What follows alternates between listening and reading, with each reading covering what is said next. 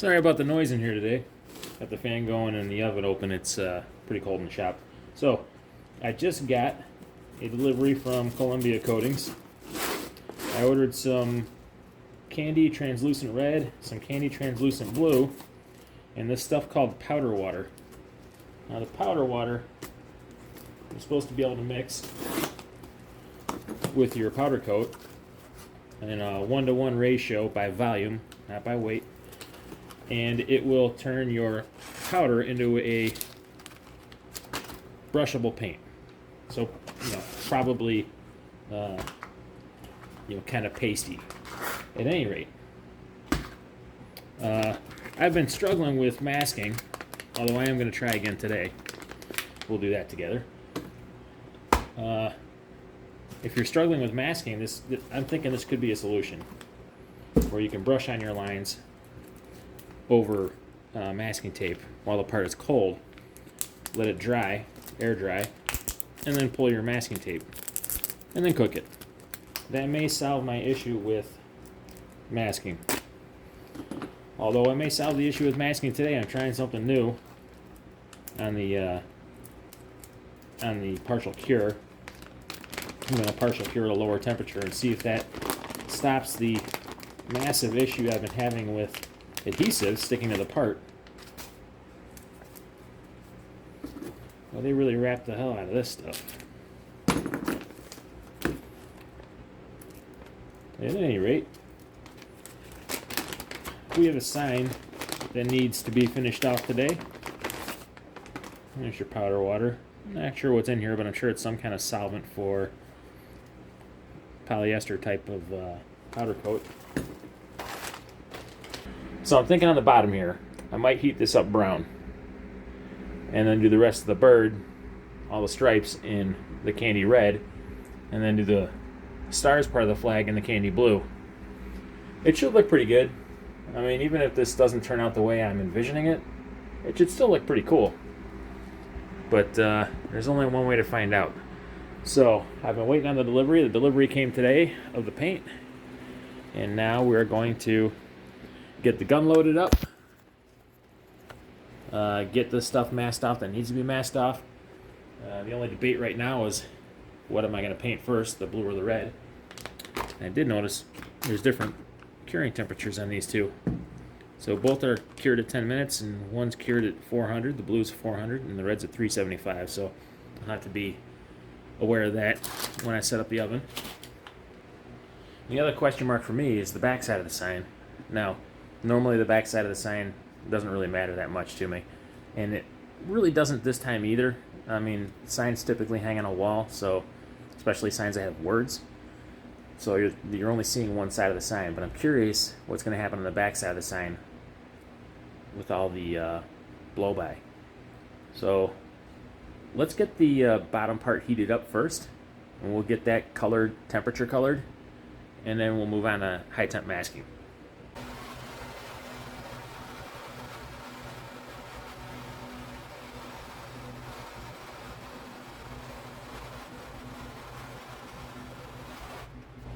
Let's take a quick look and see. So you can see we're getting a blue. I'm okay with a blue. There's some brown on the leading edge. I think we're getting brown first, and then it's turning into a blue. So I think what I'm going to do is mix it up with brown and blue in different areas here.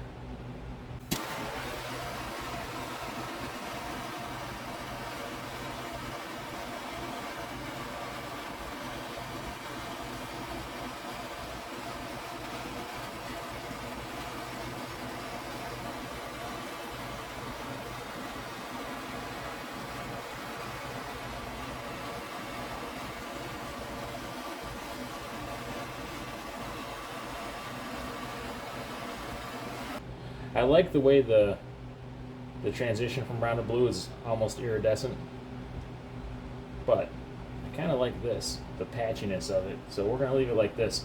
And when I'm done, I'll probably come back with the little cookie disc, and we'll clean up the bottom here where the lettering, the banner meets the bird. I do have an oxyacetylene torch that would probably do this much faster, but I think I would have a little bit less control, and oxyacetylene has a tendency to put out tiny, tiny, tiny little particles of burnt carbon from the acetylene.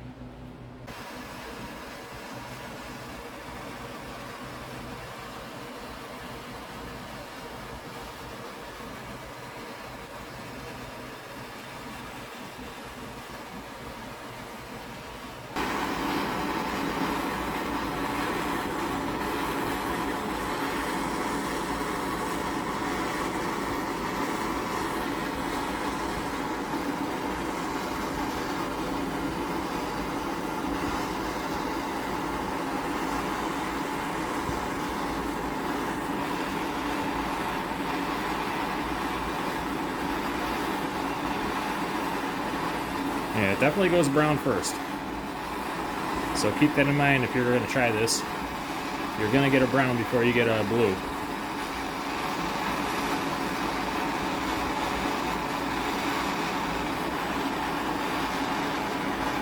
Alright, see, it takes a second for the heat to cook off too, so that one kept going bluish even after I pulled the heat off.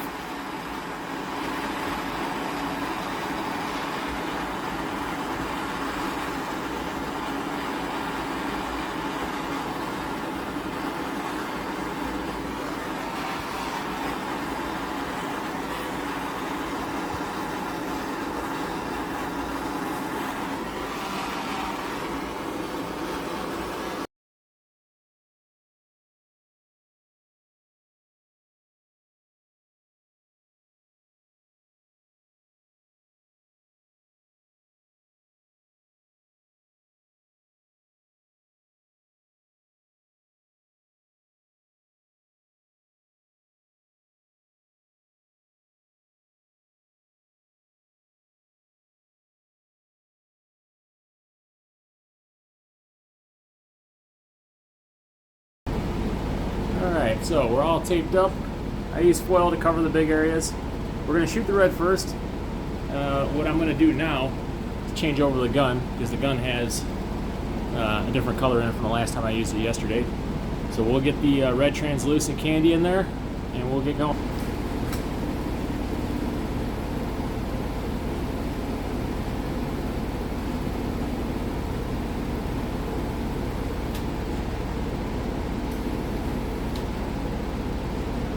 Like I said before, I really don't know how thick to put this on, so I'm just putting it on until I don't see shiny metal at all.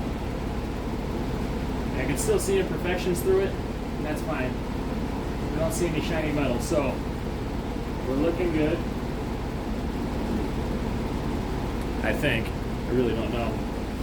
I preheated the oven here.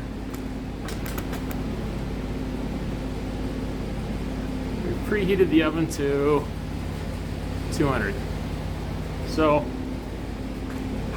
we're going to take the part up to 200, let it sit at that temperature for a couple of minutes, and hopefully that doesn't trip.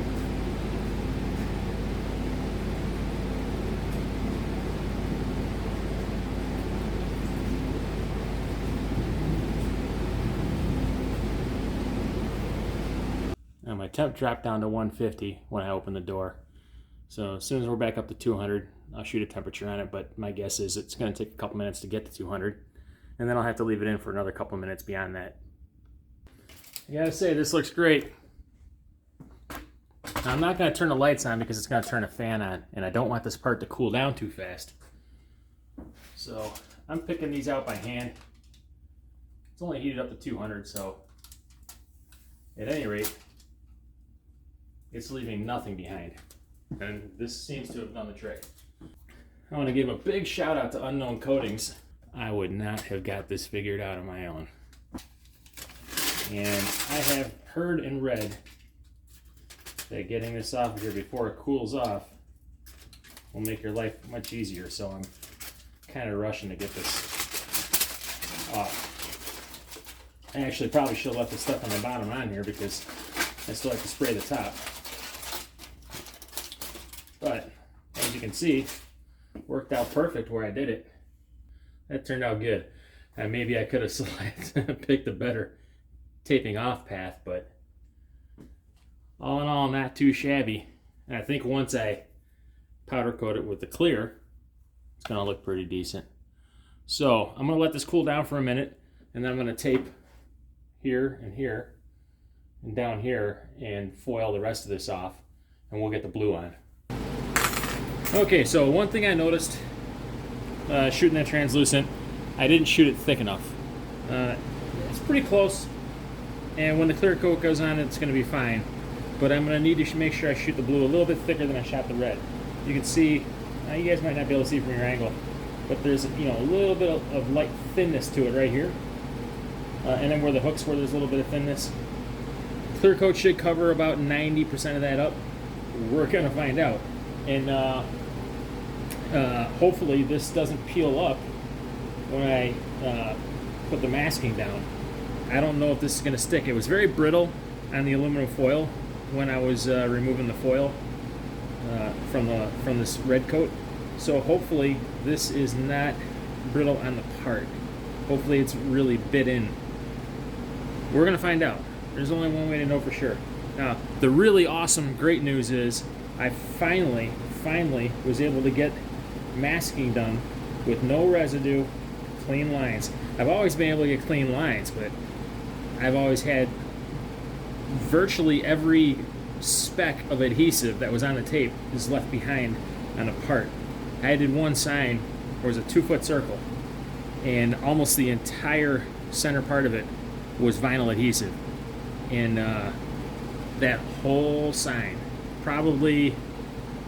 that was probably 3 or 4 square feet of adhesive that I had to scrub off by hand with toluene. And it doesn't do any good stuff for the finish of the paint. That took me hours and hours. Really, I should have just started from scratch, cut a new sign. I mean, there is a time when you have to cut bait, when you're losing more money in time than you would be in new steel in 20 minutes on the table. Very excited about how this is looking so far, because this means now I can start doing stencils and decals. Whereas before, I've got the vinyl printer, so I can print whatever I need for logos and stencils, lettering and all that. But if you can't mask it without ruining the piece, there's no point. So this is very exciting for me. I'm really, really happy. This is a big step forward in my ability and understanding.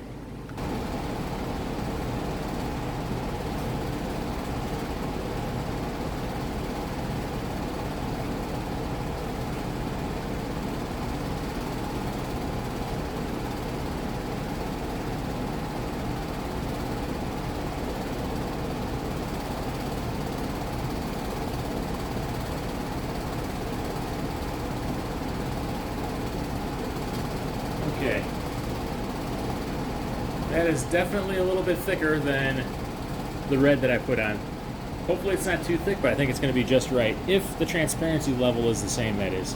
So let's get this in the oven.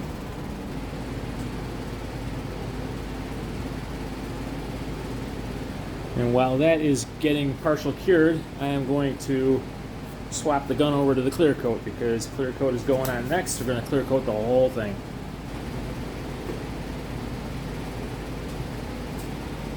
We got our first bit of adhesive stuck. Our foil is sticking to the red a little bit.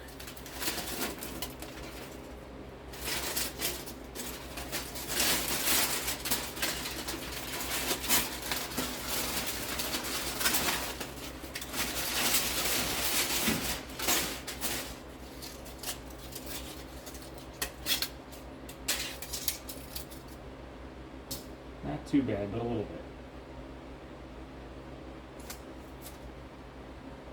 Okay, now we did get a little bit of problems with some of this adhesive. Right in here, we got a bunch of adhesive stick. It's not a ton. It's definitely visible. So I think we might have to wait for this to cool. And then the color actually transferred pretty accurate on the back too. But I will say, the blue looks just as good as the red. Super happy with the way this turned out. So I've got to figure out what to do right here. I let it get a little too hot, I think. Yeah, there's some in here too. I'm going to get a little bit of toluene and a cloth. And I'm going to try cleaning off some of the paint here on the back. Now, if I can't clean a spot of paint off, then I should be okay to try it on this adhesive. So let's get a rag and some solvent. Give it a shot. Now, unfortunately for me, I do not have my toluene at the shop today, but I do have some acetone, and I already know acetone won't take off adhesive. It may take off paint, but it won't take off adhesive. absolutely will take off paint. So let's get this dried up. Luckily it's got a very high VOC and it evaporates fast. Fast. Okay. So I'm going to get the clear coat. We're just going to clear over this. See how it looks. Hopefully the clear absorbs some of those minor mistakes. Although some of those mistakes aren't so minor. But we are learning. We're learning as we go.